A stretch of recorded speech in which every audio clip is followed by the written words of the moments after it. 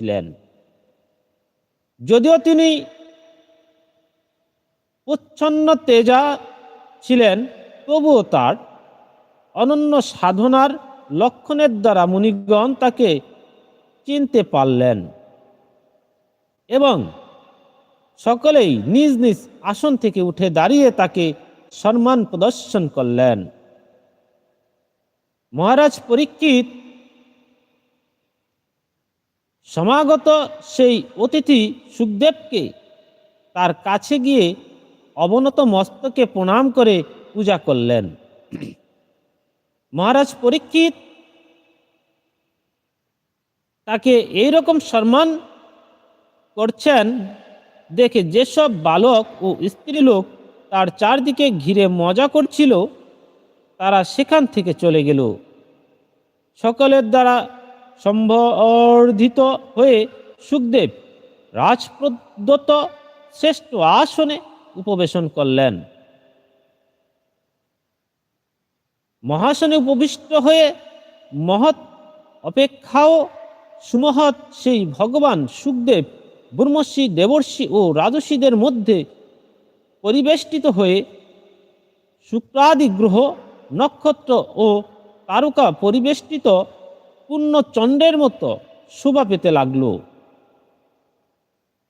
প্রকৃতপক্ষে তিনি মহাত্মাদেরও আদরণীয় ছিলেন। প্রখর বুদ্ধি সুখদেব শান্তভাবে আসনে উপবিষ্ট হলে পরম ভাগবত পরীক্ষিত, ভাগবত মানে ভাগ্যবান,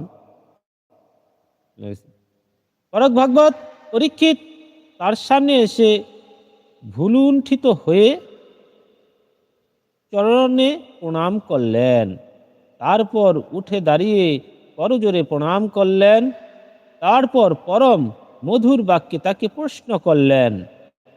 পরীক্ষিত প্রশ্ন করলেন, হে ব্রাহ্মণ, আজ আমি অতীব ভাগ্যবান, কারণ ক্ষত্রিয়াধম হওয়া সত্ত্বেও আমি সাধু পুরুষদের সেবায় অধিকার হলাম।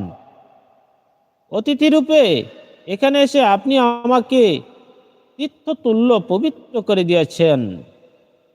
আপনার মতো মহাত্মাকে স্মরণ করা মাত্রই গৃহস্থদের গৃহ তৎক্ষণাৎ পবিত্র হয়ে যায়। অতএব দর্শন, স্পর্শন, পাদ প্রক্ষালন এবং চরণ প্রান্তে উপবেশন করলে যে পরম পবিত্রতা লাভ হবে এ আর অসম্ভব কি? হে মহাযোগী, ভগবান বিষ্ণু নিকটস্থ হলেন যেমন অসুরগণ বিনাশপ্রাপ্ত হয়, তেমনি আপনার সান্নিধ্যবশত মানুষের মহাপাতক সকল তৎক্ষণাৎ বিনষ্ট হয়ে যায়।